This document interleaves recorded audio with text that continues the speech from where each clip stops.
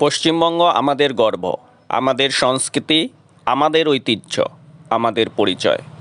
আমরা বাঙালি, আমরা পশ্চিমবঙ্গবাসী, আমরা ভারতীয়। নমস্কার বন্ধুরা, আশা করি সবাই ভালো আছেন, সুস্থ আছেন ও পরিবারের সাথে আছেন।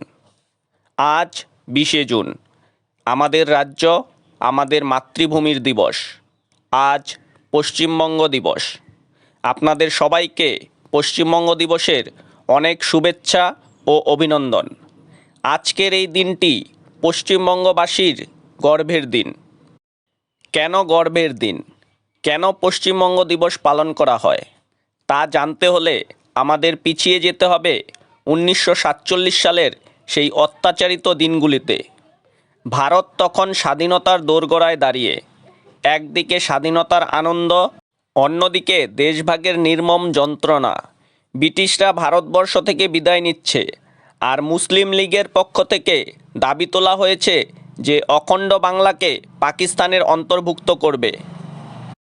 তারপর থেকেই বাংলার উপর মুসলিম লীগ অত্যাচার শুরু করে।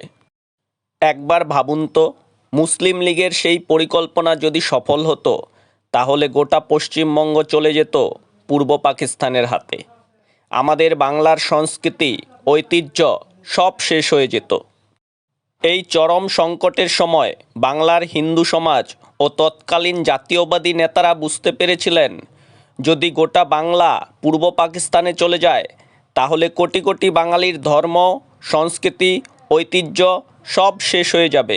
সেই সময় ডক্টর শ্যামাপ্রসাদ মুখোপাধ্যায়ের মতো জননেতা ও বাঙালি হিন্দু সমাজ দাবি তোলেন, যদি ভারত ভাগ হয়, তাহলে বাংলার হিন্দু অঞ্চলগুলি নিয়ে ভারতের মধ্যেই একটি নতুন রাজ্য গঠন করতে হবে।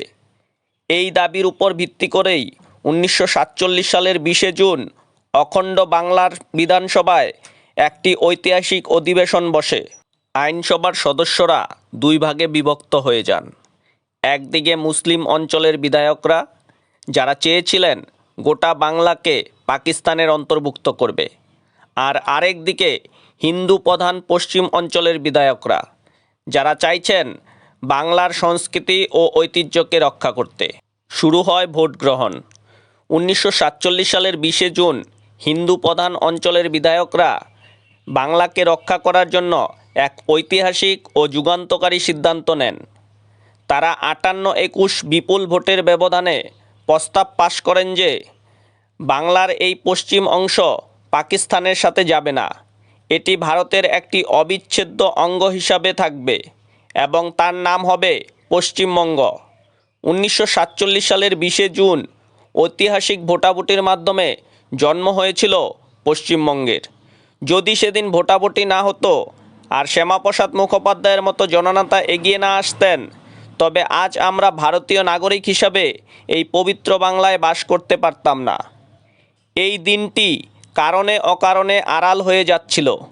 পশ্চিমবঙ্গের বাসীরা অনেকেই জানেন না পশ্চিমবঙ্গ দিবস কী, কবে এবং কেন পালন করা হয়। অনেকে পয়লা বৈশাখকে পশ্চিমবঙ্গ দিবস পালন করার কথা ভেবেছিলেন।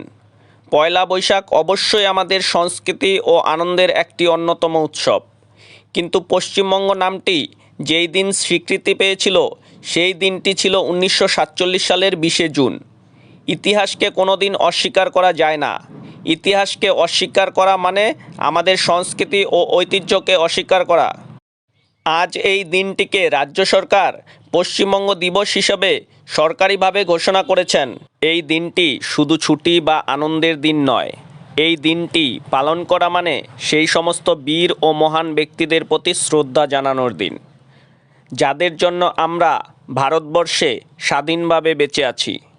এই 20শে জুন শুধু আমাদের অতীতের কথা মনে করায় না, আমাদের ভবিষ্যতের দায়িত্বের কথাও মনে করিয়ে দেয়। পশ্চিমবঙ্গ সবসময় জ্ঞান, বিজ্ঞান, সাহিত্য, সংস্কৃতি, ঐতিহ্যের পীঠস্থান। ঈশ্বরচন্দ্র বিদ্যাসাগর, রাজা রামমোহন রায়, রবীন্দ্রনাথ ঠাকুর, স্বামী বিবেকানন্দ, কাজী নজরুল ইসলাম ও নেতাজি সুভাষচন্দ্র বসুর মতো মহাপুরুষের আদর্শ বাংলার এই পবিত্র মাটিতে মিশে আছে। আজকের এই পবিত্র দিনে আমরা পশ্চিমবঙ্গবাসী হিসেবে শপথ নেব পশ্চিমবঙ্গকে ভারতের শ্রেষ্ঠতম রাজ্য ও সোনার বাংলা গড়তে আমরা সততার সাথে নিজের কাজ করব। আসুন আজ পশ্চিমবঙ্গ দিবসের এই ঐতিহাসিক দিনে আমরা সবাই মিলে আমাদের মাতৃভূমিকে প্রণাম জানাই।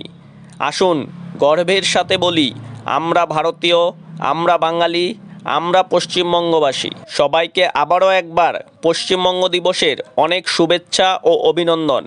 সবাই ভালো থাকুন, সুস্থ থাকুন ও পরিবারের সাথে থাকুন। ধন্যবাদ।